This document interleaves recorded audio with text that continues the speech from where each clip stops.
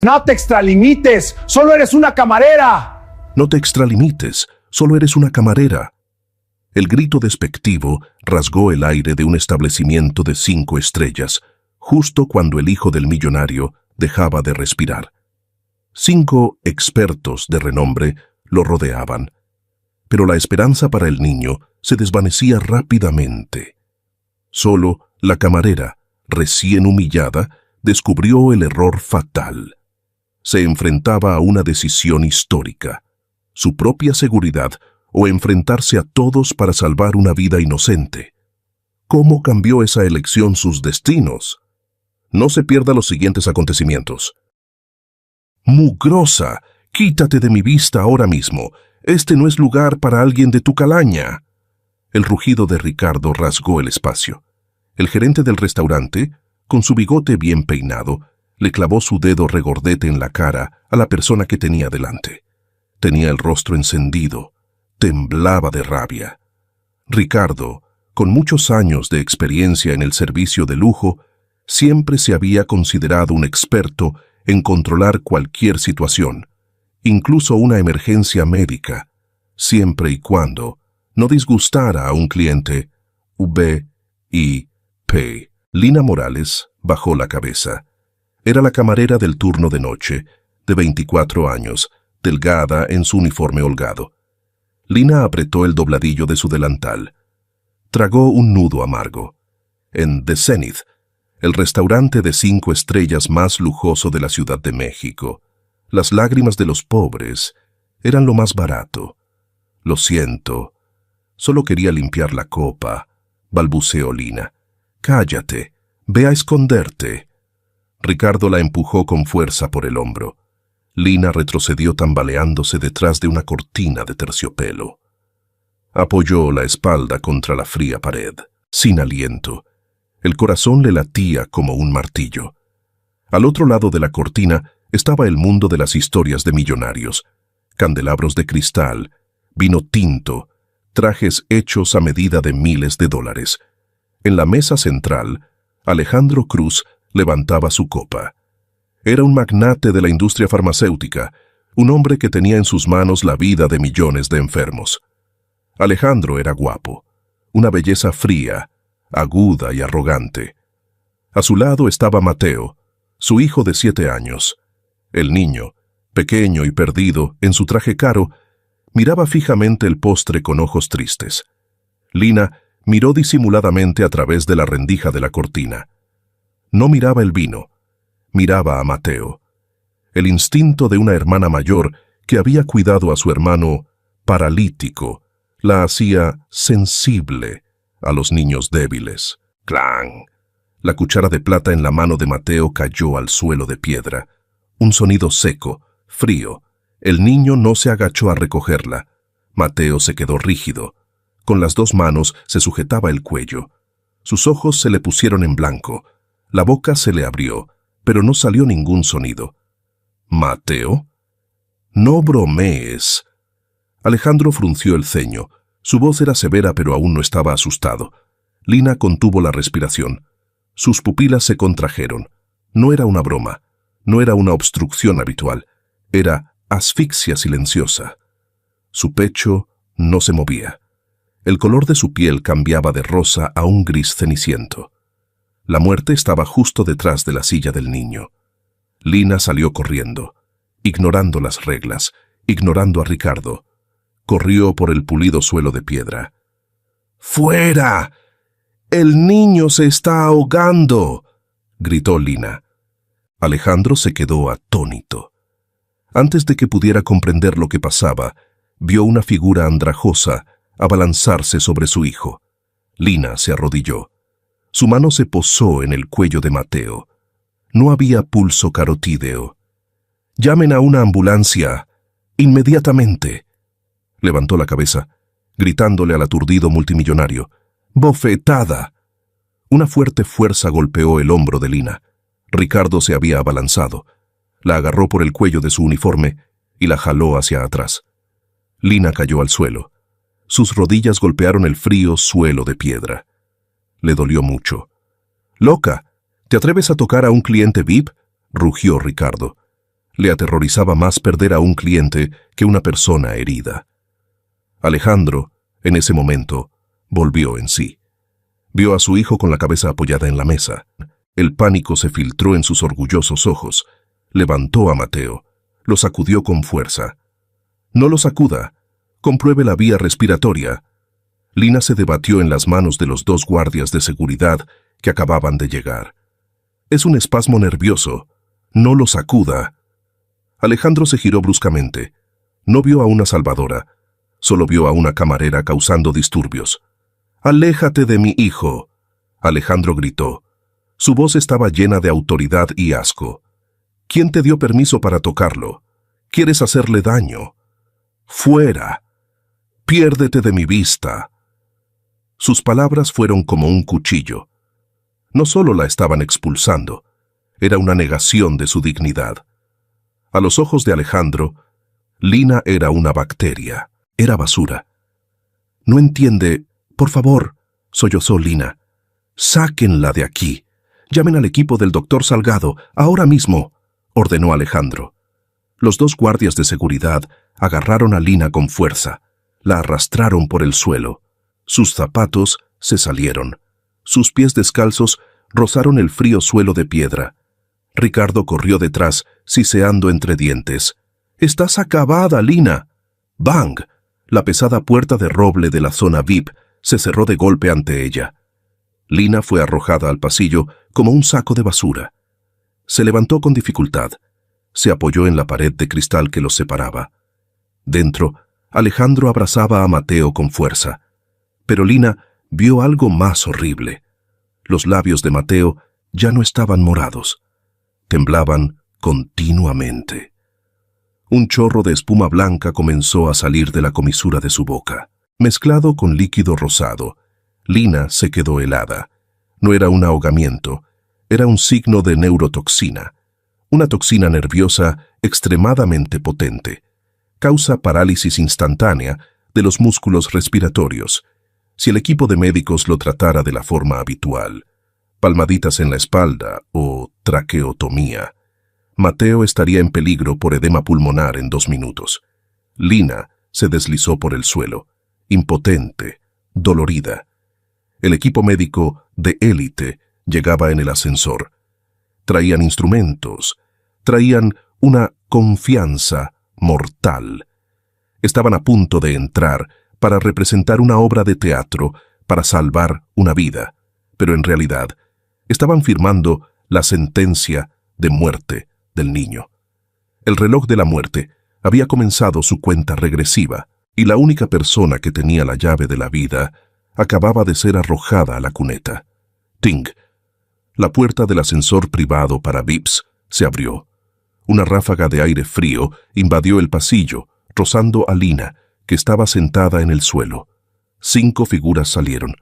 Caminaban rápido, decididamente.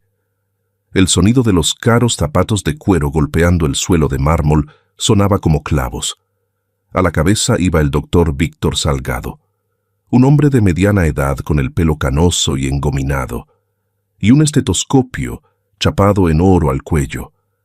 Caminaba con la barbilla muy levantada, irradiando la arrogancia de alguien que ostentaba el poder de vida o muerte. Ni siquiera le dedicó una mirada a Lina. Para él, ella era solo un trapo tirado en la calle. Inmediatamente a su derecha le seguía la doctora Elena Ruiz. Esta mujer irradiaba una frialdad escalofriante. Su rostro estaba muy maquillado, pero era inexpresivo como una figura de cera. Llevaba una caja metálica de primeros auxilios especializada, con los nudillos blancos de apretarla. Después, Pablo Iñés, un joven médico, delgado, con los ojos moviéndose rápidamente detrás de unas gafas gruesas. Llevaba con dificultad un monitor y un tanque de oxígeno, con gotas de sudor en la frente, a pesar de que el aire acondicionado estaba a máxima potencia.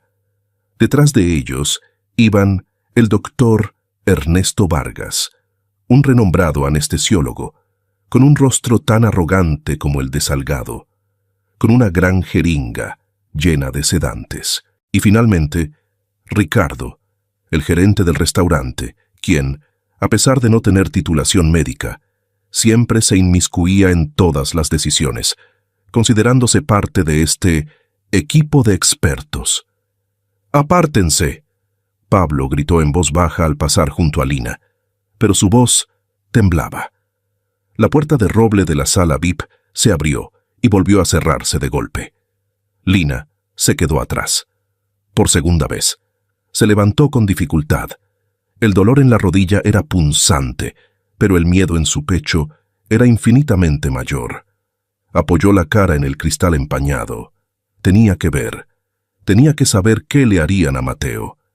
Dentro, la farsa comenzó. Salgado extendió los brazos, empujando hacia atrás a la multitud que murmuraba.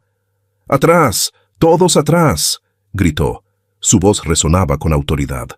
«Somos el equipo médico personal del señor Cruz. Dejen que los expertos hagan su trabajo».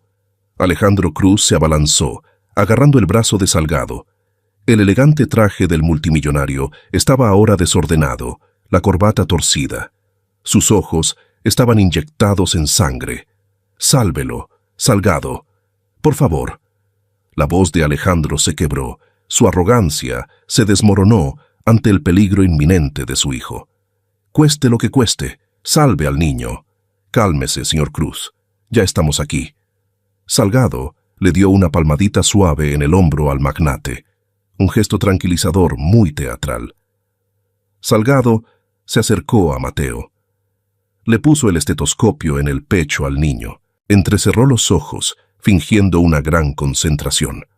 Le tomó el pulso en el cuello, le abrió los párpados. Todos sus movimientos eran rápidos, precisos y muy profesionales. Pero a través del cristal, Lina vio otra cosa. Salgado no comprobó los reflejos pupilares. No miró la espuma que salía de su boca.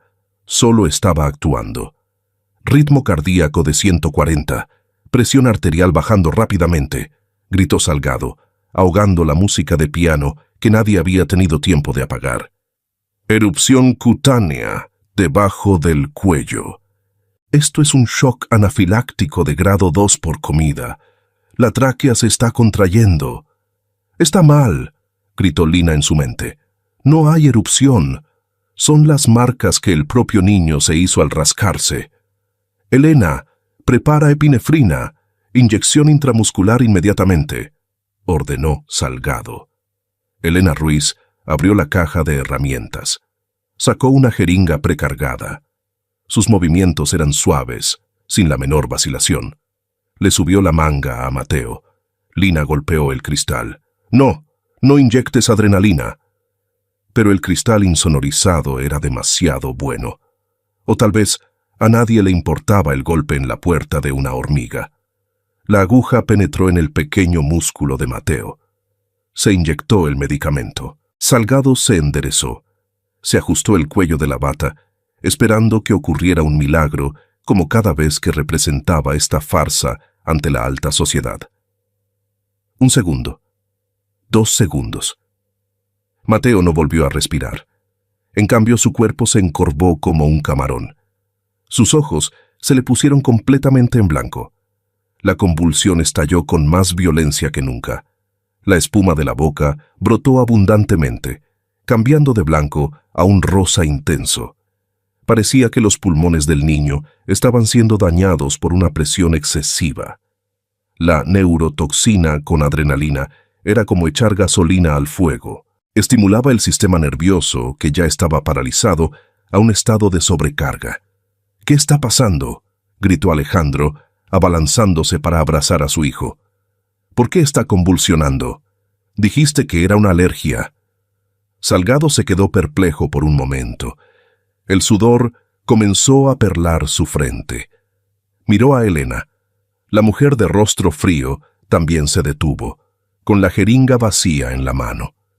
Pablo estaba en la esquina de la habitación, con las manos temblorosas, a punto de dejar caer el tanque de oxígeno. Ernesto Vargas fruncía el ceño, aparentemente realmente preocupado, pero sin atreverse a hablar. «¡Complicaciones!», Salgado gritó, tratando de recuperar el control. «La vía aérea está completamente obstruida por el edema. El medicamento no está entrando. Hay que abrir la vía aérea. Inmediatamente. Se giró hacia Elena, asintiendo con determinación. Traqueotomía. Esas 3 palabras resonaron como un rayo en los oídos de Lina. Traqueotomía. Cortar la garganta. Mientras la presión intracraneal aumentaba y los pulmones se llenaban de líquido, eso era una sentencia de muerte. Un solo corte provocaría una hemorragia incontrolable, y Mateo estaría en peligro por su propio líquido antes de que se pudiera insertar un tubo de respiración. Elena tiró la jeringa en la bandeja de acero inoxidable. Sacó un bisturí quirúrgico. La hoja de acero inoxidable brilló bajo la luz del candelabro de cristal, afilada y fría. Se acercó a Mateo. Alejandro fue sujetado por Pablo y Ernesto. «Sujeten al niño», ordenó Salgado. Elena colocó la hoja del bisturí sobre la delicada piel del cuello de Mateo. No temblaba. Parecía una persona a punto de actuar, sin emociones, sin piedad. Lina se quedó petrificada afuera. Su cuerpo se congeló. Vio el débil movimiento del pecho de Mateo por última vez. Vio la fe ciega en los ojos de Alejandro. Y vio la hoja del bisturí de la muerte descender. Esto no era salvar una vida. Era un acto de peligro manifiesto. Una descarga eléctrica recorrió la espalda de Lina. El miedo desapareció, dando paso a una furia explosiva. No podía quedarse a mirar un segundo más. Dio 2 pasos hacia atrás, con los ojos fijos en la puerta de madera. No llamaría a la puerta, la derribaría. ¡Crack! La pesada puerta de roble se abrió de golpe con una patada de Lina, usando todas sus fuerzas. El fuerte sonido fue como un cañonazo en el tenso ambiente. Todo movimiento en la sala VIP se detuvo. La doctora Helena se sobresaltó. El bisturí quirúrgico en su mano se detuvo, suspendido a solo unos milímetros de la tráquea palpitante de Mateo. Una gota de sudor de su frente cayó, rompiéndose en el cuello de la chaqueta del niño. Lina entró corriendo. Ya no tenía el aspecto humilde de una camarera. Su cabello estaba suelto, su delantal desordenado, su respiración agitada, pero sus ojos ardían con fuego. «¡Deténganse! ¡No usen el cuchillo!», gritó Lina. Su voz rompió el denso aire impregnado de desinfectante y miedo. «El niño tiene intoxicación neurológica. ¡Miren la espuma en su boca! La traqueotomía lo pondrá en peligro de inmediato». Salgado se giró bruscamente, con el rostro enrojecido de ira. «¿Dónde está la seguridad? ¿Cómo dejaron entrar a esta persona?». A Lina no le importó él. Señaló directamente a Elena, quien aún sostenía el bisturí. «¿Ve ese líquido rosado que está saliendo?». Lina gritó, acercándose a pesar de la obstrucción de Pablo y Ernesto. «Los pulmones están dañados por la presión de la contracción. Si le abren la tráquea, el líquido regresará a los pulmones. El niño estará en peligro por su propio líquido. Deténgase ahora mismo». El conocimiento médico que brotaba de la boca de la lavaplatos hizo que Elena vacilara por un momento. Miró a Mateo. El líquido rosado y espumoso que salía de la comisura de la boca del niño era exactamente como Lina había dicho. Sabía que Lina tenía razón, pero el orgullo de una impostora con bata blanca no le permitía inclinarse ante una camarera. Elena apretó el mango del bisturí, se burló con una sonrisa fría y despectiva. «¿Neurotoxina? ¿En una fiesta de 5 estrellas?» Elena frunció el labio. «¿Dónde estudiaste medicina? ¿En la televisión o en el fregadero? Sal de aquí para que puedas salvar una vida». «Ya lo he visto. Mi hermano estuvo en peligro por eso». Lina dio un paso más, desesperada. «Por favor, no corten». Bofetada. Una mano grande, con un anillo de oro pesado, empujó a Lina a un lado. Ella se tambaleó, golpeándose la cadera contra el borde de la mesa de vinos. Las copas cayeron con un estruendo, rompiéndose en 1000 pedazos. Era Alejandro Cruz. El multimillonario se adelantó, interponiéndose entre Lina y su equipo de médicos. Se mantuvo firme como una muralla, protegiendo la hoja del bisturí. El miedo a perder a su hijo se había convertido en una rabia ciega. No vio a una chica tratando de salvar a su hijo. Solo vio a una alborotadora que estaba interrumpiendo la frágil esperanza de vida de Mateo. Alejandro señaló a Lina. Su dedo temblaba, no por miedo, sino por el desprecio más absoluto. «Te dije que te fueras. ¿Estás sorda?» Alejandro rugió. Su voz resonó en el pecho de Lina. «¿Quién te crees que eres? ¿Crees que eres más inteligente que mi equipo médico de Harvard?»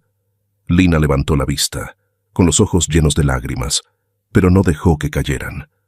Miró directamente a los ojos del hombre más poderoso de la habitación. «Están equivocados, señor. Están causando que...» «¡Cállate!» Alejandro la interrumpió, con voz helada. «Eres solo una persona insignificante en la sociedad, una camarera sin título, sin estatus. ¿Qué sabes tú de medicina? ¿Qué sabes de la vida de mi hijo?» Se acercó a ella, se inclinó, exhalando un aliento caliente sobre su cara.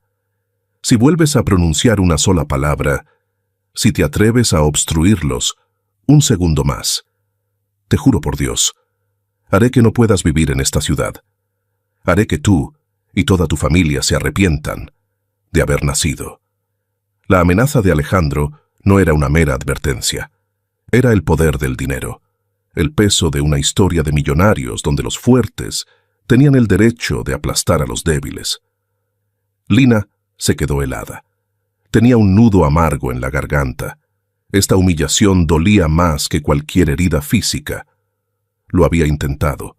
Se había arriesgado. Pero la barrera de clases era demasiado gruesa y la arrogancia de Alejandro demasiado grande. «Sáquenla de aquí, ahora mismo». Alejandro se giró para gritar a los guardias de seguridad que estaban atónitos en la puerta. «Y mantengan la puerta bien cerrada.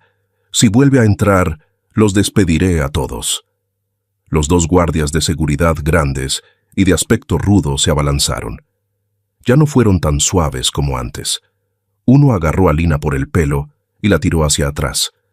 El otro le sujetó los brazos con fuerza, retorciéndolos a su espalda. Lina gritó de dolor. Fue levantada del suelo. Sus pies pataleaban en el aire. «Mateo, no corten. Usen vinagre. Usen ácido suave». Lina trató de gritar sus últimas palabras con desesperación mientras la arrastraban hacia la puerta. «Neutralicen el álcali. Por favor». Nadie escuchó. Salgado se ajustó el estetoscopio, guiñándole un ojo a Elena. «Continúa. No dejes que esa persona te distraiga». Elena asintió. Se volvió hacia Mateo. El bisturí volvió a bajar. Esta vez nadie la detuvo. Alejandro Cruz le dio la espalda a Lina. Miró fijamente a su hijo, con las manos entrelazadas en oración, completamente ajeno a que acababa de alejar al único ángel guardián y entregado su hijo al diablo. ¡Bang! La puerta de madera se cerró de golpe ante Lina por segunda vez. El clic seco del cerrojo resonó con sequedad. Lina fue arrojada con fuerza al pasillo. Se deslizó por el suelo de piedra, golpeándose la cabeza contra la base de la pared. Un mareo la invadió. Se quedó allí, jadeando. El olor a limpiador de suelos le invadió la nariz. En sus oídos, la música de piano del vestíbulo principal seguía sonando irónicamente dulce. Detrás de esa puerta, un niño moría por ignorancia y arrogancia. Y ella, la única que tenía la llave de la vida, estaba allí, considerada una insignificante. Pero a través de la rendija de la puerta, la última imagen que vio no fue la de Alejandro, sino los ojos de Mateo. Ojos desorbitados, en blanco, suplicando desesperadamente ayuda. Lina apretó los puños. Sus uñas se clavaron en su piel. Dolía, pero ese dolor la mantuvo consciente. La última esperanza había sido aplastada por el propio padre, pero Lina no se rindió, y mientras ella respirara, no dejaría que Mateo estuviera en peligro. Lina tosió y se atragantó. Un sabor desagradable le subió por la garganta. Se limpió la boca, dejando una mancha de rojo oscuro en el dorso de su mano callosa. El pasillo estaba frío. La luz amarillenta proyectaba la sombra solitaria de la joven. Lina, hija mía. Una mano arrugada y áspera se posó temblorosamente en su hombro. Era la señora Rosa, la vieja limpiadora con la espalda encorvada y los ojos nublados por el humo de la cocina. Se agachó apresuradamente, usando un paño de limpieza maloliente para frotar el rasguño en la frente de Lina. «Vámonos, hija, no te metas más con ellos», susurró la señora Rosa, mirando con miedo la puerta de madera cerrada. «Son ricos, son tiburones. Nosotros somos solo peces pequeños. Si nos metemos con ellos, solo habrá peligro». Lina apartó suavemente la mano de la señora Rosa. No se levantó de inmediato. Se quedó sentada, apoyada en la pared, con el pecho agitado por un dolor punzante. «Señora Rosa, el niño...» Lina jadeó, sus ojos aún fijos en la rendija de la puerta. «El niño no puede respirar. Lo están poniendo en peligro. Usan un cuchillo para un espasmo nervioso. Ese no es nuestro asunto». La señora Rosa sollozó, tratando de levantar a Lina. «Ya hiciste todo lo que pudiste. Te echaron. Te golpearon. Si vuelves, Ricardo llamará a Espamas a la policía. Vas a ir a la cárcel, Lina. Ir a la cárcel. Perder el trabajo. Ser humillada». Esas palabras revoloteaban en la cabeza de Lina. La razón le decía que se levantara, que cogiera su bolso y que saliera corriendo de ese lugar infernal. Tenía el alquiler que pagar. Tenía deudas de medicinas para su madre. Volver allí era un suicidio. Pero entonces un sonido resonó desde el interior, atravesando la gruesa madera, perforando directamente su corazón. «Bi, pi». El sonido de la alarma, prolongado, estridente y frío. El sonido del peligro. El corazón de Mateo había dejado de latir. Lina se estremeció. Vio el pasado volver a ella. Su hermano, pequeño y morado, tirado en la alfombra raída, su respiración sibilante, luego extinguiéndose. Ese día, ella estaba indefensa por falta de conocimiento, por falta de dinero, y hoy, ella sabía cómo salvarlo. Ella sabía exactamente qué hacer. Lo único que la detenía era la cobardía y los prejuicios de clase. Si fueras tú, después de haber sido humillado hasta el extremo, pisoteado como un gusano, ¿te atreverías a arriesgar tu libertad para salvar a quien te ha rechazado? ¿O elegirías la seguridad, darías la espalda y dejarías que una vida inocente se perdiera injustamente? Lina cerró los ojos. Un segundo. Cuando los abrió, el miedo había desaparecido. Solo quedaba la aterradora quietud de alguien que había tomado una decisión sin vuelta atrás. No miró a la señora Rosa. Miró el carrito de limpieza de la señora, que estaba aparcado justo al lado. En el estante superior del carrito, entre botellas de limpiacristales y lejía, había una vieja botella de plástico que contenía un líquido amarillo pálido, vinagre de manzana concentrado, la cosa barata que la señora Rosa usaba para quitar las manchas de cal de las copas de cristal. Pero para Lina en ese momento era un elixir. El ácido acético del vinagre de manzana era la única sustancia que podía neutralizar inmediatamente la alcalinidad de la neurotoxina, estimulando el nervio vago para restaurar el ritmo cardíaco y los reflejos respiratorios. No se necesitaban máquinas de $1.000.000. No se necesitaban medicamentos importados, solo química básica y un par de manos expertas. «Lina, ¿qué haces?». La señora Rosa exclamó sorprendida al ver a Lina levantarse de repente. Lina no respondió. Se quitó con fuerza el delantal de su uniforme, símbolo de sumisión y baja condición. Lo hizo una bola y lo tiró al suelo con fuerza. «Lo siento, señora Rosa», dijo Lina, con voz fría pero firme. Agarró la botella de vinagre de manzana y una toalla limpia. «Pueden ponerme en peligro después, pero ahora tengo que salvar al niño». Dentro, el sonido de la alarma seguía interminable. El caos comenzaba a estallar. Los gritos de Alejandro llamando a su hijo. Los gritos de Elena pidiendo un desfibrilador. Estaban en pánico. Estaban perdiendo el control. Esa era la única oportunidad. Lina apretó la botella de vinagre en su mano. El plástico duro se hundió en su piel. Respiró hondo, concentrando toda su fuerza en sus piernas. Ya no era la camarera despedida. Era la última esperanza. Corrió hacia la puerta. ¡Crack! Lina irrumpió por la puerta de madera como un torbellino. Ya no era la camarera tímida. Era una bala que había salido del cañón. Dentro, la escena era un caos, como un campo de batalla. El prolongado y estridente sonido del bip ahogaba todos los demás sonidos.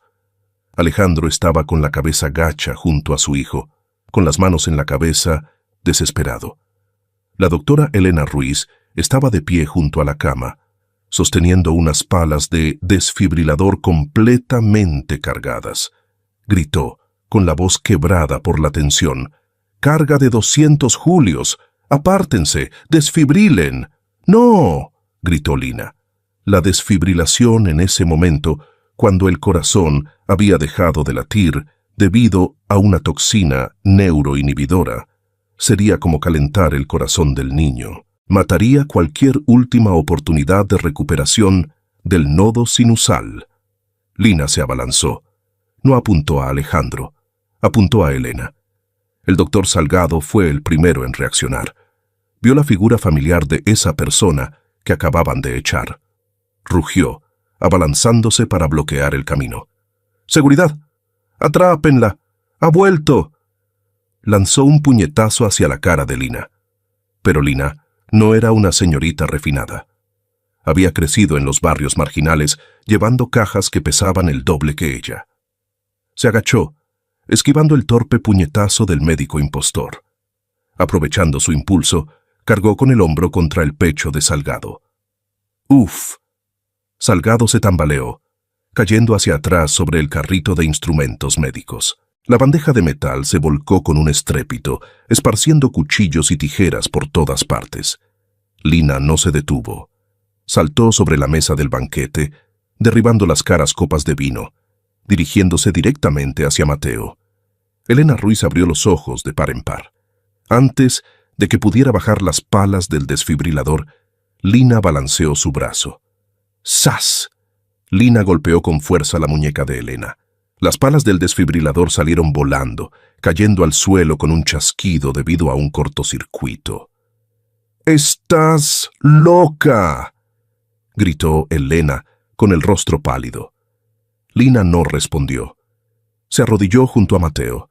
El niño estaba morado, inmóvil como una muñeca rota. El tiempo se contaba en segundos. Abrió la botella de vinagre de manzana. Un olor agrio y fuerte salió, invadiéndole la nariz, ahogando los perfumes y el desinfectante. Volcó el líquido amarillo sobre la toalla limpia que tenía en la mano. Sin dudarlo, presionó con fuerza la toalla empapada sobre la nariz y la boca de Mateo. «¡Respira!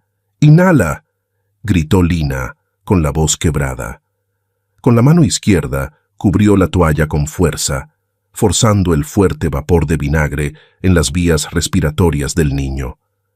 Con la mano derecha la dobló, usando el nudillo del dedo índice para presionar con fuerza el punto Rensong, un punto de acupresión de emergencia situado entre la nariz y el labio superior, con tanta fuerza que podría arañar la piel del niño. Al mismo tiempo, usó el codo para empujar con fuerza y decisión la zona del esternón para crear presión mecánica sobre el diafragma.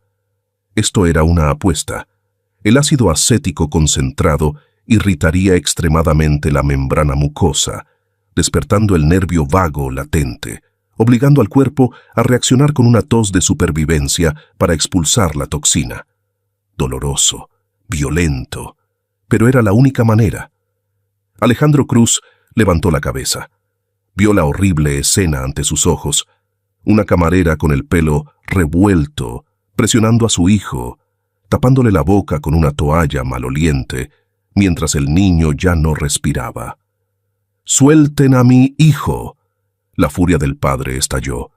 Alejandro rugió como una bestia herida. Se abalanzó, levantando su brazo. Iba a darle una bofetada, o quizás un puñetazo, para detener a quien estaba actuando sobre su hijo. Lina vio la sombra de la mano de Alejandro descender. No esquivó, no soltó, mordió sus labios hasta sangrar, concentrando toda su voluntad en el dedo que presionaba el punto de acupresión. Por favor, Mateo, no te pongas en peligro. No dejes que la pobreza te ponga en peligro. Respira. La mano de Alejandro estaba a solo unos centímetros de la cara de Lina. El viento del golpe le había azotado la mejilla con fuerza. De repente, ¡chuf! Un sonido húmedo y fuerte rasgó el caótico ruido. El pequeño cuerpo de Mateo se estremeció bajo la mano de Lina. Alejandro se detuvo. Su mano quedó suspendida en el aire, temblorosa.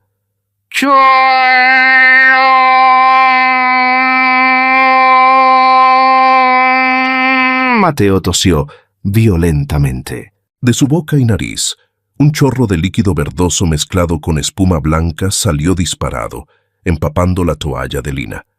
Era la toxina. Había sido expulsada. Lina se apresuró a girar a Mateo de lado, dándole fuertes palmadas en la espalda. Un aliento sibilante, largo, profundo, doloroso, pero lleno de vida. El pequeño pecho subía y bajaba. El color gris ceniciento de su piel comenzó a sonrojarse de nuevo, extendiéndose desde el cuello hasta la cara. Y entonces, el sonido más maravilloso resonó. Pip, pip, pip. El monitor volvió a registrar el ritmo cardíaco, lento, pero regular. La línea recta en la pantalla había desaparecido, reemplazada por picos ondulantes de vida. Toda la habitación quedó en silencio. Nadie se atrevía a respirar con fuerza. Salgado se levantaba trabajosamente de entre los instrumentos rotos, con la boca abierta. Elena estaba petrificada, con las manos todavía temblorosas. Ricardo y los guardias de seguridad estaban atónitos en la puerta, sin poder creer lo que veían. Ernesto Vargas estaba inmóvil, olvidando inyectar el sedante. Lina soltó a Mateo. El niño lloraba. Un llanto débil, pero música para sus oídos. Se sentó en el suelo de piedra, agotada. Sudor empapaba su espalda. El olor a vinagre agrio era fuerte en sus manos, en Mateo, y se extendía por todo el lujoso espacio. Alejandro Cruz bajó lentamente la mano. Miró a su hijo que se movía. Miró los indicadores en el monitor. Luego miró sus propias manos, las manos que casi habían actuado incorrectamente con su salvadora. Se giró para mirar a Lina. La camarera estaba sentada allí, con el pelo desordenado, su uniforme desaliñado y lleno de los vómitos de su hijo. Pero en ese momento no era pequeña en absoluto. Levantó la cabeza, con una mirada inquebrantable, sin miedo, mirando directamente a los ojos del poderoso multimillonario. Lina se limpió el sudor de la frente, con la voz ronca, pero cada palabra clara. Puede hacerme daño, puede ponerme en peligro, pero su hijo está vivo. Alejandro abrió la boca, pero no pudo pronunciar palabra. Su arrogancia, su autoridad y su ira se habían disipado, dejando solo una profunda estupefacción ante un milagro creado con vinagre y manos rudas. Alejandro se desplomó sobre el frío suelo de piedra. No le importó que su traje de $1000 estuviera empapado de vómito ácido. Tembloroso, tocó la mejilla de su hijo, cálida, respirando. La vida vibraba bajo sus dedos. Mateo, susurró, las lágrimas brotando, empañando su habitual arrogancia. ¡Bang! La puerta lateral del personal se abrió de golpe. Una mujer con uniforme médico azul claro, con una tarjeta de identificación de un hospital público, entró corriendo. En su mano llevaba un maletín de primeros auxilios especializado. Era Claudia, la jefa de enfermeras del turno de noche, a quien Ricardo había llamado apresuradamente, al principio, para que se ocupara de la situación. Claudia se detuvo ante la escena caótica. El fuerte olor a vinagre agrio le invadió la nariz.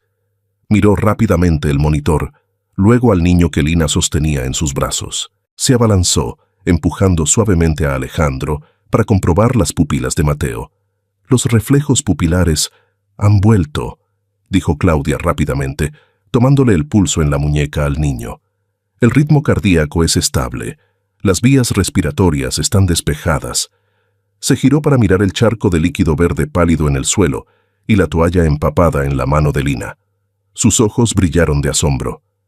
Estimular el nervio vago con ácido acético para inducir el vómito y cortar el espasmo.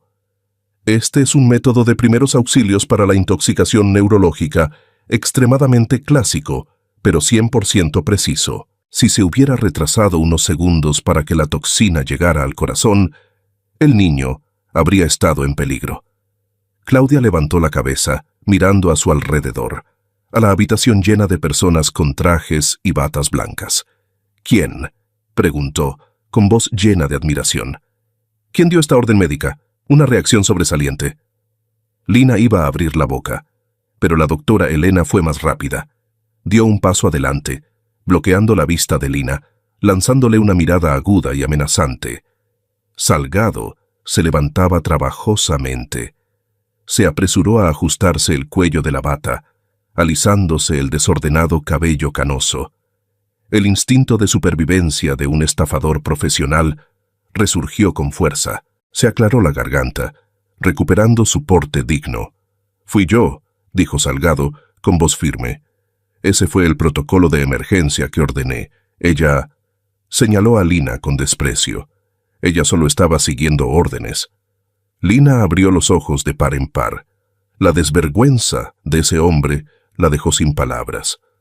Ricardo y los guardias de seguridad también estaban aturdidos, pero nadie se atrevió a hablar. Ernesto Vargas bajó la cabeza, evitando la mirada de todos. «Así es», añadió Elena con voz fría. «Lo calculamos todo cuidadosamente. Esta camarera casi lo estropea por su brusquedad». Alejandro Cruz se levantó lentamente. Ya no miró a su hijo. Miró a Salgado. Luego miró a Lina, quien todavía estaba sentada en el suelo, con la mano en el pecho, jadeando, sus ojos llenos de resentimiento mirándolo. Los recuerdos inundaron la mente de Alejandro. Recordó que Lina había gritado para detener el bisturí. Recordó que Salgado había intentado actuar mal con ella. Recordó el pánico y la impotencia del grupo de expertos antes de que Lina interviniera. Un mentiroso puede ocultar sus palabras, pero no su miedo. Alejandro le dio la espalda a Salgado. Caminó lentamente hacia la esquina de la habitación. Allí, Pablo Íñez, el médico más joven del grupo, estaba de pie, pegado a la pared. Tenía la cara pálida. Sus manos temblaban incontrolablemente, tratando de esconder la máquina de traqueotomía detrás de su espalda. Junto a Pablo estaba Ernesto Vargas, el anestesiólogo, quien también tenía la cabeza gacha, evitando la mirada de Alejandro. Alejandro se detuvo frente a Pablo. La sombra del multimillonario cubrió al joven médico. «Dígame». La voz de Alejandro era grave, pero resonaba como un trueno antes de la tormenta. «Joven médico». Pablo se sobresaltó, dejando caer la máquina al suelo. Clic. El procedimiento de usar un bisturí para abrir la tráquea que iban a hacer hace un momento. Alejandro inclinó la cabeza, sus ojos agudos como dagas perforando el alma de su interlocutor. Era el protocolo correcto. Toda la habitación contuvo la respiración. Salgado miró a Pablo. Su mano subió discretamente a su cuello, haciendo un gesto de corte. Una amenaza velada. Pablo miró a Salgado. Luego miró a Alejandro, el hombre que podría aplastar su vida con una simple llamada telefónica. Y miró a Mateo, el niño que acababa de escapar del peligro por un pelo. La conciencia, o el miedo, finalmente ganó. «No», balbuceó Pablo, las lágrimas brotando detrás de sus gruesas gafas. «No, señor». «Hable más alto», Alejandro rugió. ¡No! Pablo gritó, completamente derrumbado. Señaló a Salgado. Si hubiera usado el bisturí, el niño ya habría estado en peligro. El líquido se habría inundado en sus pulmones. Él lo sabía. Solo quería montar una farsa. La confesión explotó como una bomba. Salgado palideció. Se abalanzó para tapar la boca de Pablo. ¡Maldito! ¿Qué dices? ¡Pum! Alejandro balanceó el brazo. Un gancho directo a la mandíbula de Salgado. El viejo médico salió volando, golpeándose la cabeza contra la pared antes de deslizarse. Ricardo solo pudo quedarse mirando, sin atreverse a intervenir. El espacio se hizo pedazos. La cruda verdad había quedado expuesta. Alejandro sacó su teléfono del bolsillo interior de su chaqueta.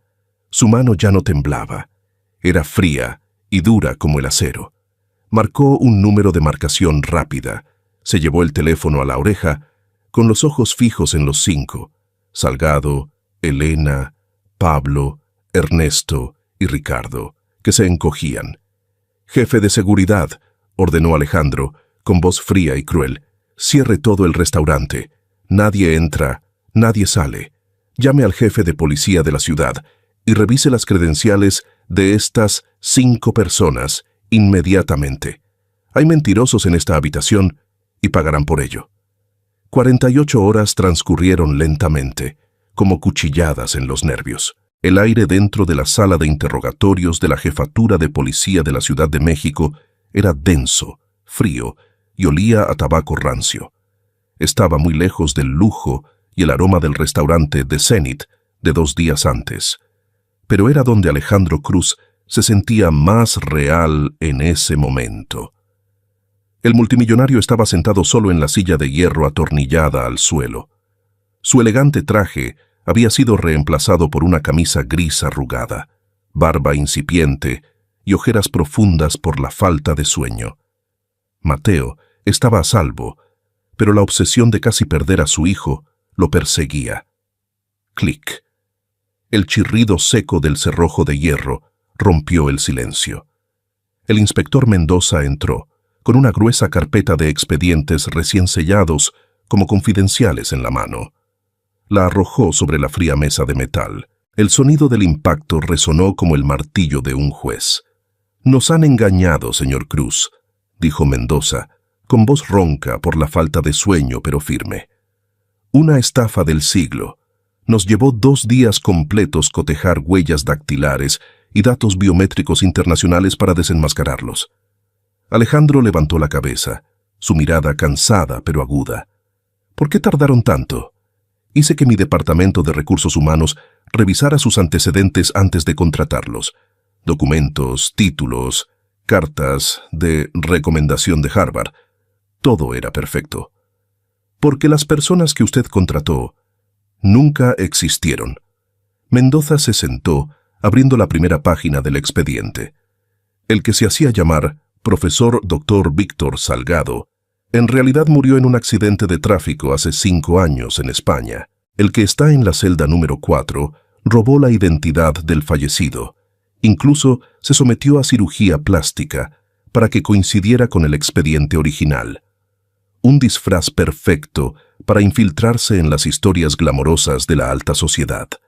Esas historias de millonarios que todos quieren tocar. Alejandro tomó el expediente. Su mano temblaba al pasar a la siguiente página.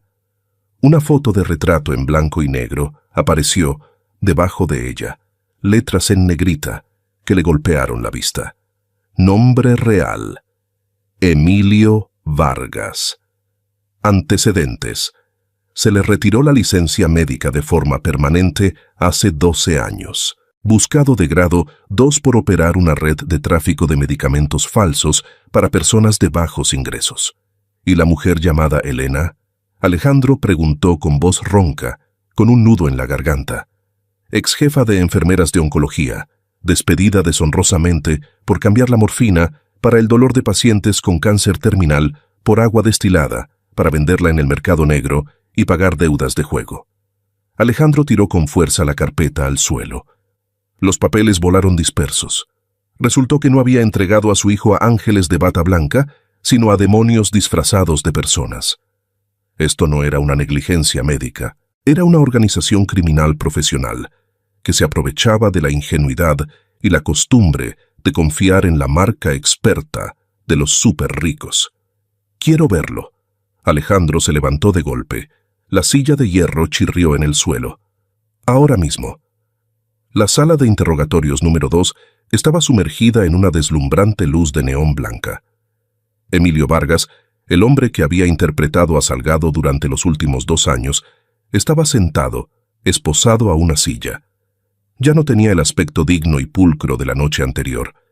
El cabello revuelto, el rostro demacrado, el maquillaje de camuflaje se había corrido, revelando cicatrices de cirugía. Pero cuando la puerta se abrió y Alejandro entró, sus ojos no mostraron el menor miedo. Al contrario, brillaron con una mirada salvaje y llena de odio. Incapaz de contener su ira, Alejandro se abalanzó, agarró al prisionero por el cuello de su camisa, pegándolo a la pared. «¿Por qué?». Alejandro rugió, su aliento caliente golpeando el rostro del estafador. «¿Querías dinero? Te pagué el doble del salario del mercado. ¿Por qué intentaste poner en peligro a mi hijo? ¿Por qué usar un bisturí para abrirle la tráquea cuando con un poco de vinagre se le podía salvar?». Vargas soltó una carcajada, una risa ronca y áspera, como metal raspando cristales rotos, resonó en la habitación cerrada. «¿Dinero?».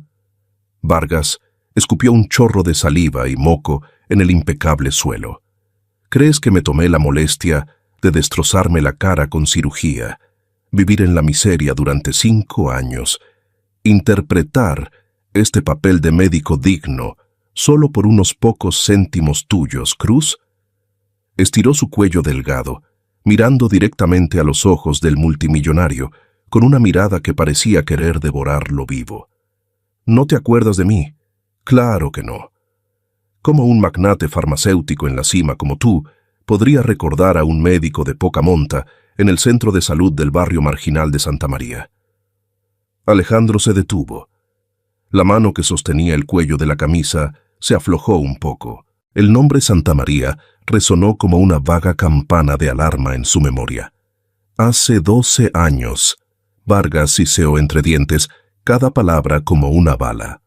«Tu corporación, Cruz, compró la patente exclusiva del medicamento cardíaco NeuroHeart, y a la mañana siguiente el precio del medicamento aumentó un 500%. 500%. ¿Sabes lo que significa esa cifra para los pobres?». El rostro de Vargas se arrugó de dolor y rabia. «Mis pacientes, los pobres de Santa María, no pudieron comprarlo. Mi madre tenía una enfermedad cardíaca y se puso en peligro lentamente en mis manos porque no tenía el medicamento. Se puso en peligro con dolor por tu avaricia insaciable». Alejandro retrocedió 2 pasos. Sus piernas se tambalearon como si acabara de recibir una bala invisible. La cruel verdad comenzó a invadir su mente. «Intenté importar medicamentos baratos del mercado negro para salvarlos. Me quitaron la licencia, me persiguieron. Perdí todo mi honor por querer salvar vidas. ¿Y tú? Tú pusiste en peligro a miles de personas con precios de medicamentos exorbitantes y fuiste honrado como empresario del año en las portadas de revistas». Vargas gritó, con lágrimas en los ojos, la voz quebrada por la desesperación. «Quiero que entiendas ese sentimiento, Alejandro. Quiero que veas a tu precioso hijo asfixiarse frente a tus ojos, mientras tienes montañas de dinero, pero no puedes hacer nada. Quiero que esa impotencia te persiga para siempre, como a mí me ha perseguido todas las noches». La habitación quedó en silencio. El inspector Mendoza se quedó inmóvil en la puerta, sin intervenir. La confesión golpeó a Alejandro como un martillo. Había pensado que era la víctima. Había pensado que era el gran padre perjudicado por los malos. Pero la verdad era mucho más cruel. Él era la causa. La avaricia y la indiferencia de su corporación en el pasado habían creado a este monstruo. Vargas era el producto de la misma avaricia que él había tolerado. Y, por ironías del destino, la persona que salvó a su hijo de esta venganza no fue el dinero, no fueron los guardaespaldas, sino Lina, una camarera pobre que representaba precisamente la clase que él había explotado y abandonado. Alejandro se dio la vuelta y salió de la sala de interrogatorios. Caminaba como un sonámbulo, sin atreverse a mirar los ojos ardientes de Vargas. Había atrapado al criminal, había ganado legalmente, pero en su corazón, el tribunal de su conciencia acababa de dictar una sentencia de cadena perpetua. Alejandro Cruz salió por la puerta principal de la jefatura de policía. El viento nocturno de la Ciudad de México le azotó la cara, frío y seco, pero no pudo calmar el ardor que le consumía el alma. Los escalones de hormigón que bajaban a la acera parecían interminables. Cada paso de Alejandro era pesado como el plomo. No se dirigió al Bentley negro brillante que lo esperaba con el motor en marcha. Caminó hacia un viejo roble, se apoyó en él y se deslizó lentamente hacia abajo. Su respiración era agitada. Una sensación de náusea le ahogaba la garganta. Las maldiciones de Emilio Vargas resonaban en sus oídos como una cinta rayada. Pusiste en peligro a miles de personas con precios de medicamentos exorbitantes. Quiero que experimentes la impotencia. Alejandro miró sus manos bajo la luz amarillenta de la calle. Estas manos habían firmado la orden de aumentar el precio del medicamento NeuroHeart hace 12 años. En ese momento, solo veía gráficos de ganancias verdes creciendo en la pantalla de su computadora. No veía a las madres de los barrios marginales de Santa María contando cada centavo. No veía a los niños llorando porque sus padres estaban en peligro lentamente. Había construido su imperio sobre esas tumbas sin nombre. Y hoy, un fantasma de esas tumbas había regresado, casi arrebatándole lo más preciado de su vida: Mateo. El abogado principal se acercó, con suavidad. «Señor Cruz, la prensa está esperando en la puerta trasera. Debemos irnos de inmediato. Este asunto debe manejarse con astucia mediática para evitar afectar el precio de las acciones». «¿El precio de las acciones?». Alejandro soltó una carcajada, una risa amarga y rota. Levantó la cabeza. Sus ojos inyectados en sangre miraron al abogado. «Mi hijo casi estuvo en peligro. Un impostor me ha engañado durante 2 años. ¿Y a ti te preocupa el precio de las acciones?». «Pero, señor...». «Váyase», dijo Alejandro, con voz suave pero más aterradora que cualquier grito. «Déjeme en paz».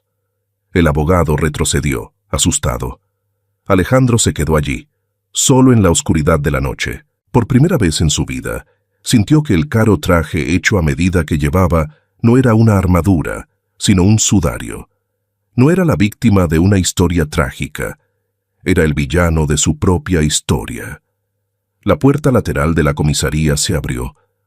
Una pequeña figura salió. Lina Morales. Había terminado su declaración como testigo. La policía la había retenido más de 4 horas para tomarle declaración.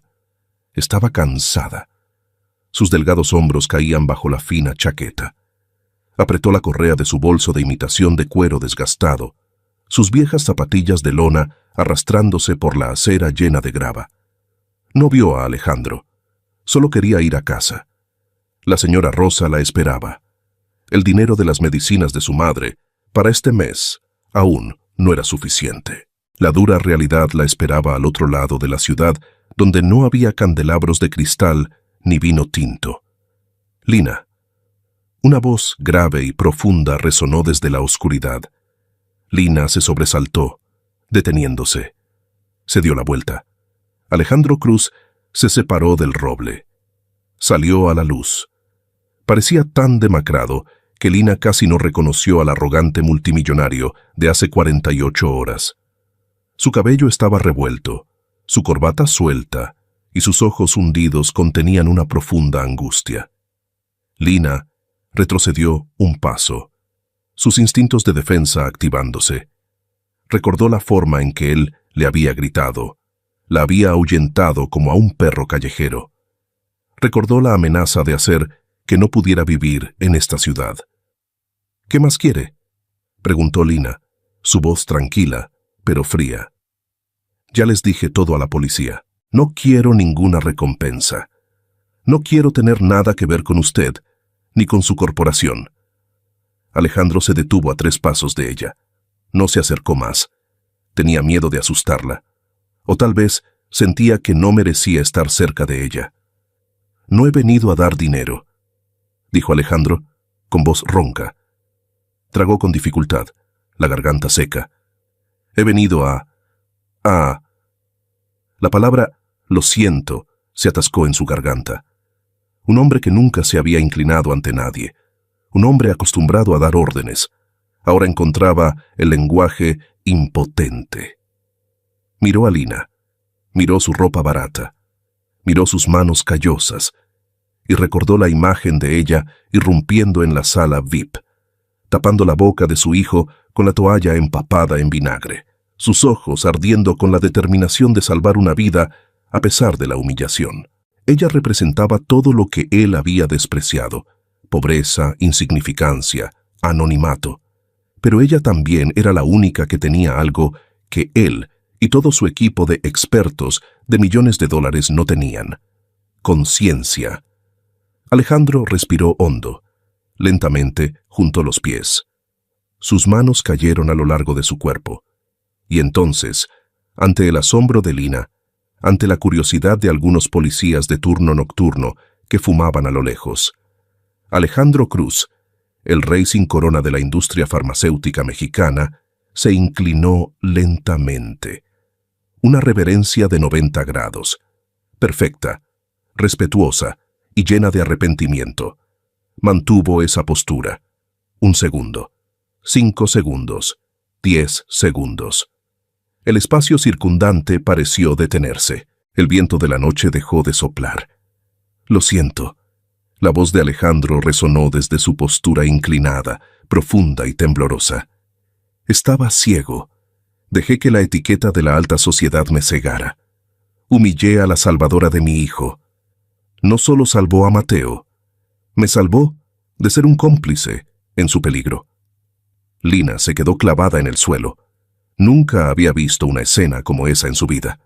Una parte de las historias de millonarios que había escuchado nunca tuvo este final. Los ricos no se disculpan. Usan el dinero para silenciar. Usan el poder para borrar recuerdos. Alejandro levantó lentamente la cabeza. Sus ojos estaban enrojecidos, llenos de lágrimas. «Me equivoqué, Lina. Te debo una vida. Y te debo mi honor». Lina lo miró. No sintió satisfacción. Tampoco se sintió honrada. Solo sintió una tristeza inmensa. Tristeza por Salgado, por su madre, por su hermano y por el hombre poderoso pero patético que estaba frente a ella. Su arrepentimiento era sincero, pero llegaba demasiado tarde para demasiadas personas. Lina apretó la correa de su bolso.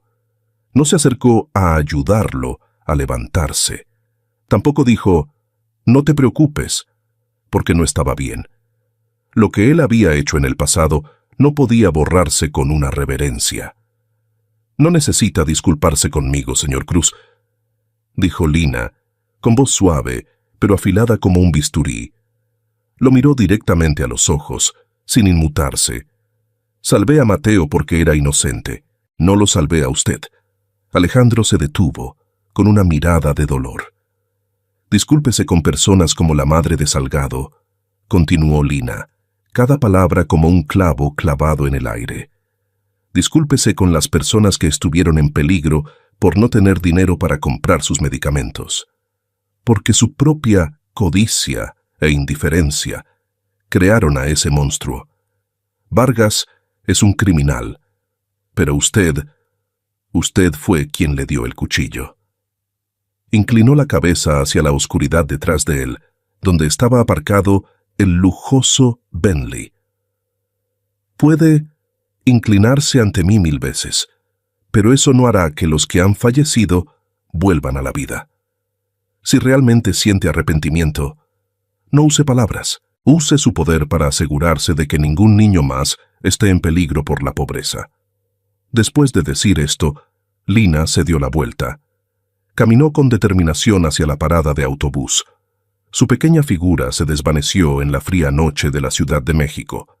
Dejó atrás a un multimillonario que permanecía inmóvil bajo la luz de la calle, más solo y pequeño que nunca. Alejandro la siguió con la mirada hasta que su figura desapareció por completo. Las palabras de Lina resonaron en su cabeza, más poderosas que cualquier sentencia judicial.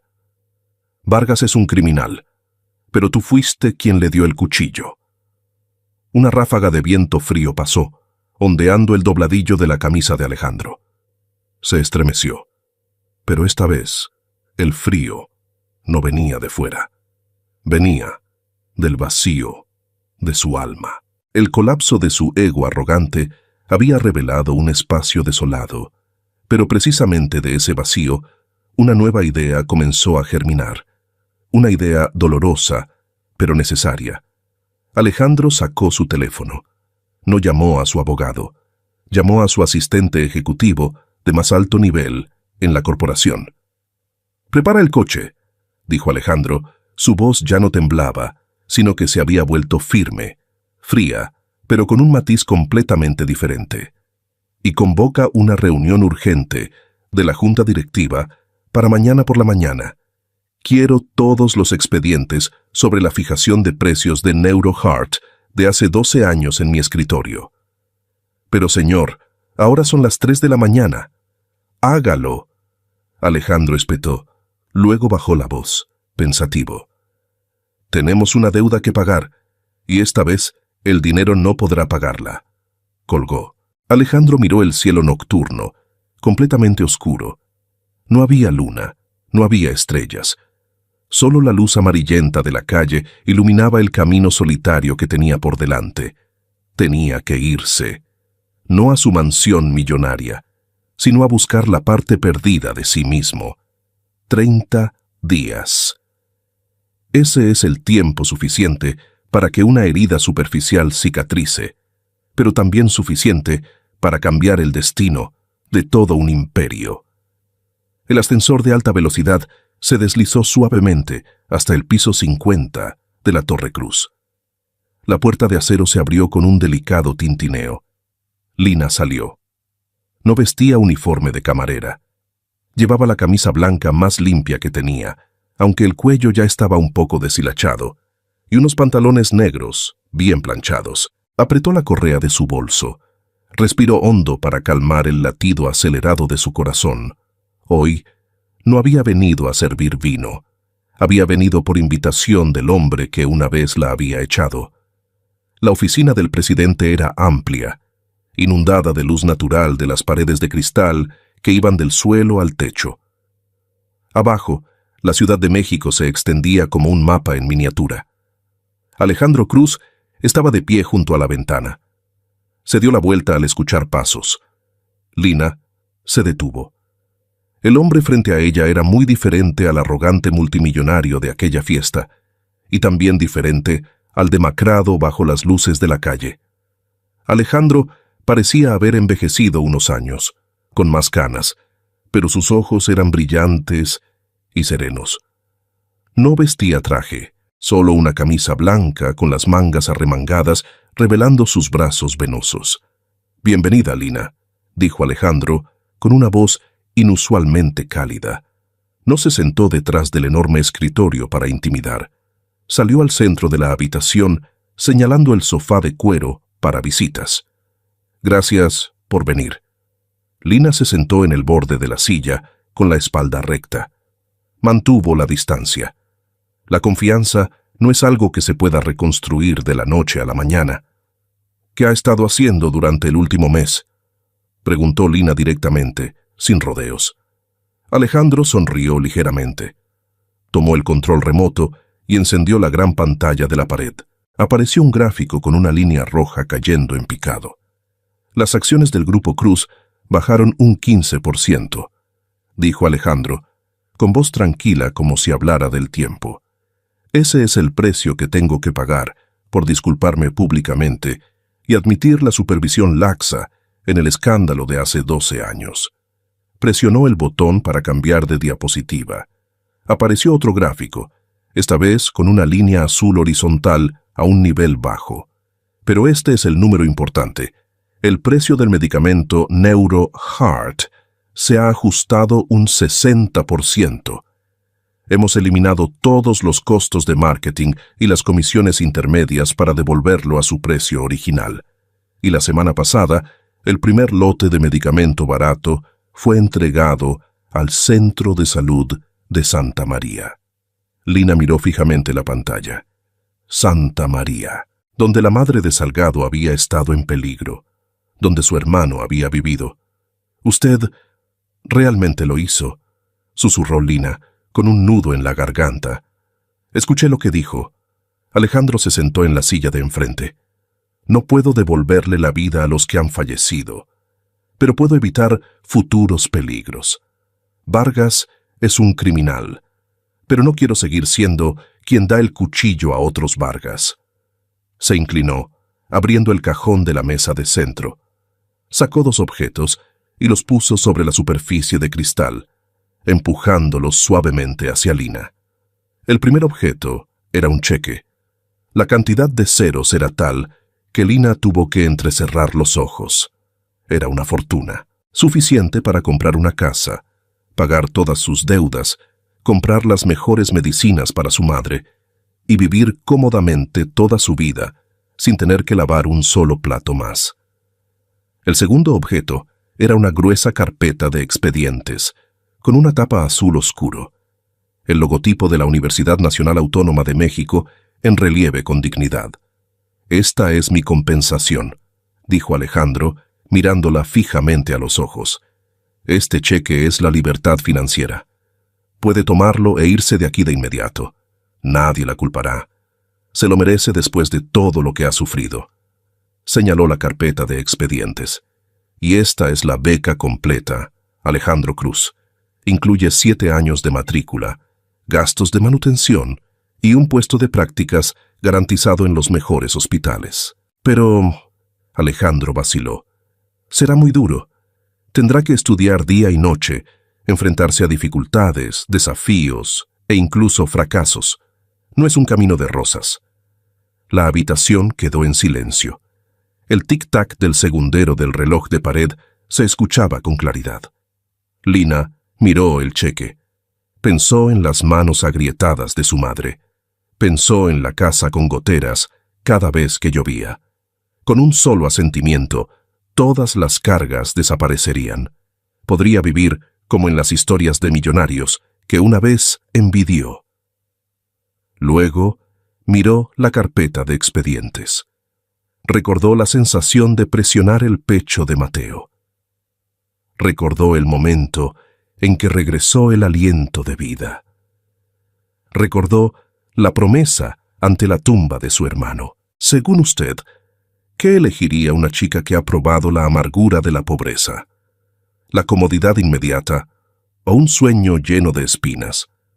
La mano de Lina rozó el cheque. Sus dedos callosos tocaron la superficie lisa del papel. Alejandro contuvo la respiración. Lina retiró la mano. Empujó el cheque hacia Alejandro. «No vendo mi conciencia», dijo Lina, con voz firme. «Y tampoco necesito su compasión». Su mano se posó sobre la carpeta azul. La apretó con fuerza, como si estuviera aferrándose a un salvavidas en medio del mar. «Elijo esto. El dinero se acaba, pero la capacidad de salvar vidas nadie me la puede quitar. Quiero ser doctora, señor Cruz. No una doctora impostora como Salgado, sino una doctora de verdad». Una sonrisa radiante floreció en los labios de Alejandro. No una sonrisa formal, sino una sonrisa de respeto. «Sabía que lo elegiría», dijo Alejandro.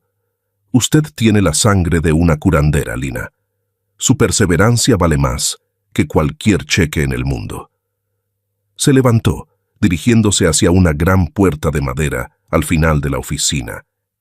«Pero eso no es todo», dijo Alejandro, con la mano en el pomo de la puerta. «Dije que quería cambiar y necesito ayuda.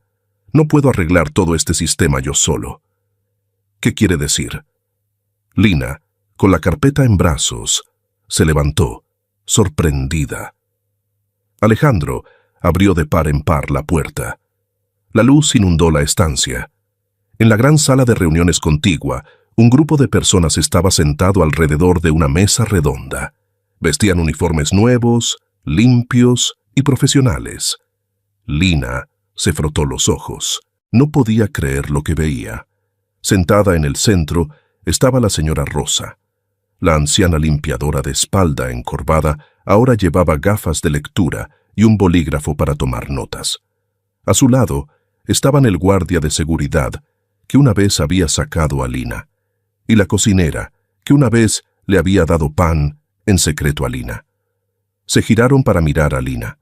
La señora Rosa sonrió, una sonrisa desdentada, pero más radiante que cualquier luz de cristal. «Hola, futura doctora», saludó la señora Rosa con la mano. Lina se giró hacia Alejandro, con la boca abierta. «El proyecto comunitario Cruz», explicó Alejandro, con orgullo en su voz. «Estamos capacitando de nuevo a los empleados. La señora Rosa administrará el almacén de medicamentos de caridad. Otros empleados aprenderán primeros auxilios y atención comunitaria. Convertiré el antiguo restaurante de Zenith en un centro de coordinación». Miró a Lina con los ojos firmes.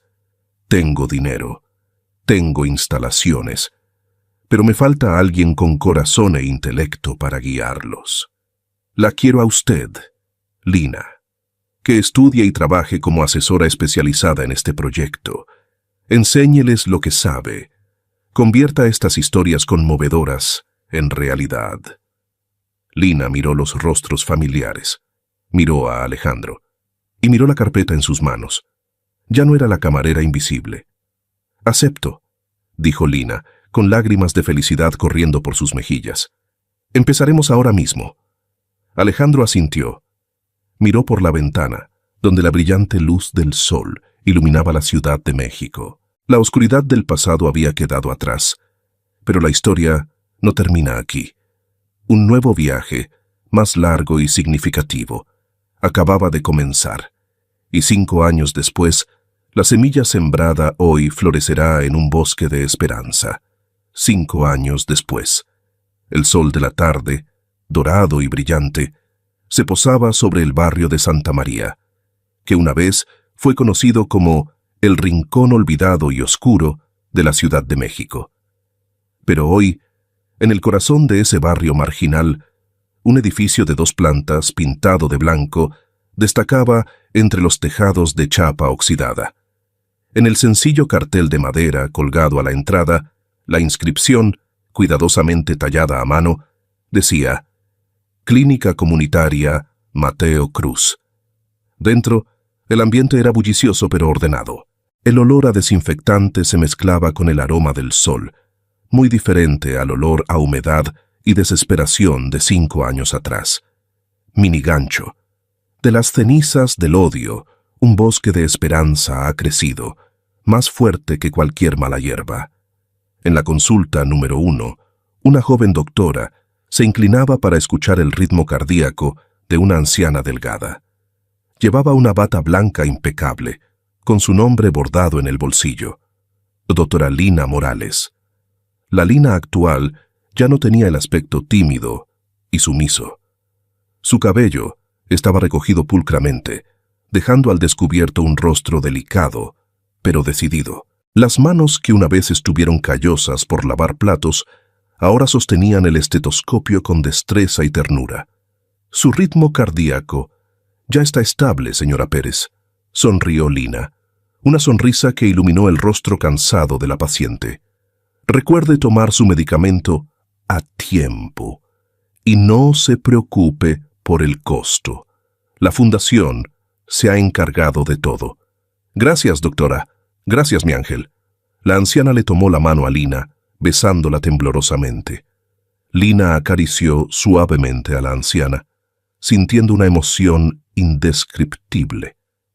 5 años de estudio frenético, noches en vela con libros de anatomía, prácticas difíciles y lágrimas. Todo había valido la pena por este momento. Clic. La puerta de la consulta se abrió. Entró un adolescente alto, de unos 12 años. Llevaba una camiseta de voluntario, con gotas de sudor en la frente, pero los ojos brillantes. Era Mateo, el niño que casi estuvo en peligro en el suelo del restaurante de 5 estrellas, ahora estaba lleno de vida. En sus manos llevaba una bandeja de medicamentos recién clasificados. Hermana Lina. Ah, lo siento, doctora Lina, dijo Mateo con una sonrisa pícara, dejando la bandeja de medicamentos sobre la mesa. El lote de NeuroHeart, de precio original, acaba de llegar al almacén. Mi padre y la señora Rosa están haciendo inventario afuera. Gracias, Mateo. Lina le acarició la cabeza al niño. Lo haces muy bien. ¿Hoy no vas a jugar al fútbol con tus amigos? No. Mateo negó con la cabeza. Su mirada se volvió seria. Prefiero estar aquí. Quiero aprender a salvar vidas, como usted me salvó a mí. Lina miró a Mateo, viendo en él el reflejo de su hermano. Pero esta vez, la historia tenía un final diferente, un final feliz. Salió de la consulta, dirigiéndose hacia el mostrador de recepción. Allí, una escena que dejaría atónito a cualquiera que conociera el pasado.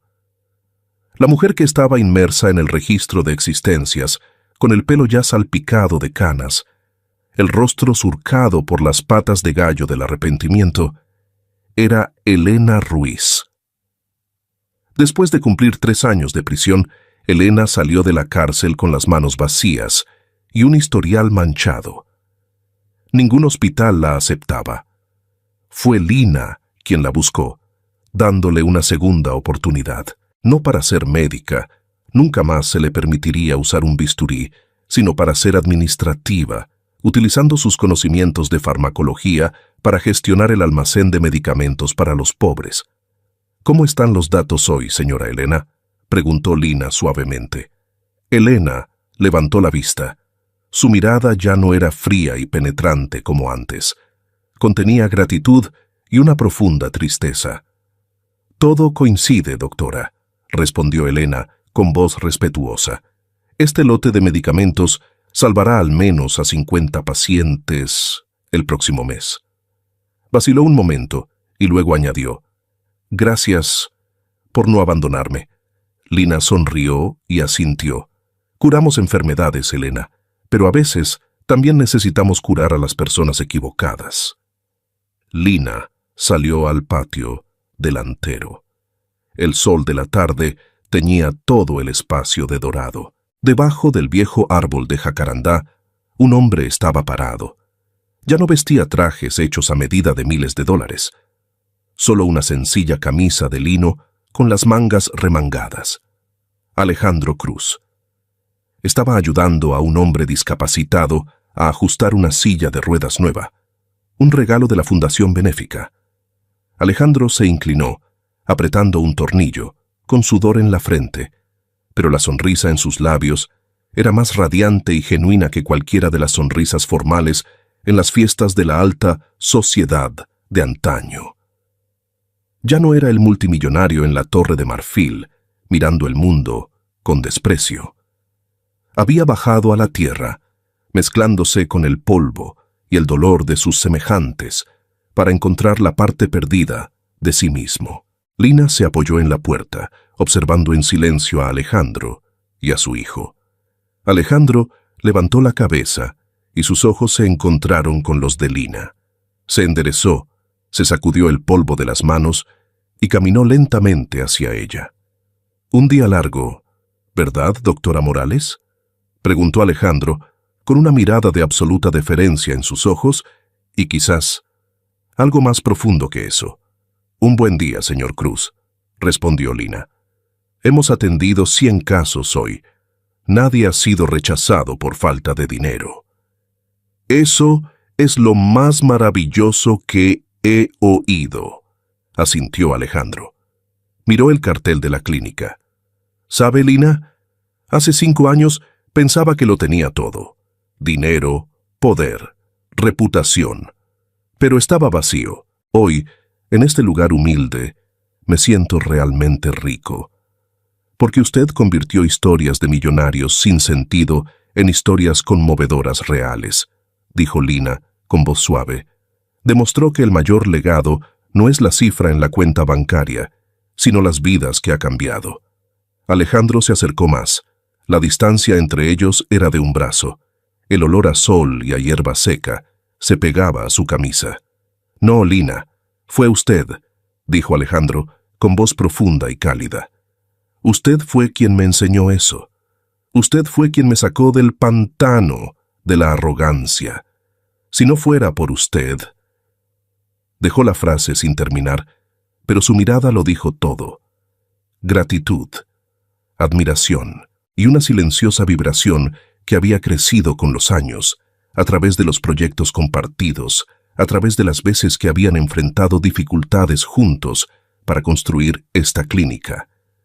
Mateo corrió, interponiéndose entre ellos, rompiendo el momento de silencio. «¡Papá! ¡Hermana Lina! La señora Rosa dijo que esta noche hay una fiesta de tacos para celebrar el 5º aniversario. ¡Todos están esperando!» Lina y Alejandro se miraron, y luego se rieron juntos. «Está bien, vamos», dijo Lina, extendiendo la mano para tomarla de Mateo. Alejandro miró la otra mano vacía de su hijo. Lentamente extendió la mano, pero luego la retiró un poco, como esperando. Lina se giró, viendo su vacilación. Ella sonrió, una sonrisa de aliento. Caminaron juntos hacia el comedor comunitario, donde resonaban risas y el aroma de las tortillas. Las sombras de las 3 personas, una joven doctora de un barrio marginal, un multimillonario reformado y un niño que casi estuvo en peligro, se alargaron en el camino de tierra, fusionándose en una sola.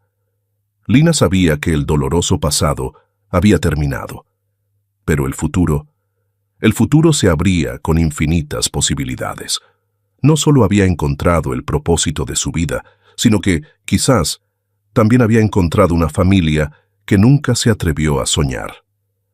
Estimados lectores y amigos, al cerrar la historia de Lina, Alejandro y Mateo, somos testigos del maravilloso renacimiento en la clínica comunitaria Mateo Cruz, en Santa María. Bajo el atardecer, las 3 figuras, símbolos de esperanza y cambio, se desvanecen lentamente, dejando profundas reflexiones en cada uno de nosotros. Sobre la redención, ¿serán suficientes el viaje de 5 años de dedicación y el sacrificio de las ganancias de Alejandro, junto con la segunda oportunidad que Lina le dio a Elena, para lavar el pasado y redefinir el valor humano? Sobre la relación Lina-Alejandro, de la confrontación se han convertido en almas gemelas. ¿Esperan ustedes una historia romántica entre la resiliente camarera y el multimillonario reformado, construyendo juntos una familia y un futuro para Mateo? Y finalmente, ¿les gustaría ver la segunda parte? Cuando la clínica se enfrente a nuevos desafíos y sus sentimientos se vean sacudidos, seguiremos acompañando a Lina. Por favor, dejen sus opiniones en la sección de comentarios. Eso es lo que nos impulsa a seguir creando. La mayor lección. Esta historia afirma que el origen no determina el valor. La conciencia y las acciones prácticas son lo que forjan el carácter. Nunca es demasiado tarde para corregir errores, para transformar la tragedia en esperanza, porque el activo más valioso es lo que das, no lo que posees. Gracias por acompañarnos. Les deseamos a todos paz y que mantengan la fe en la bondad. Denle me gusta, compartan y suscríbanse al canal para no perderse las próximas historias conmovedoras. Adiós y hasta pronto.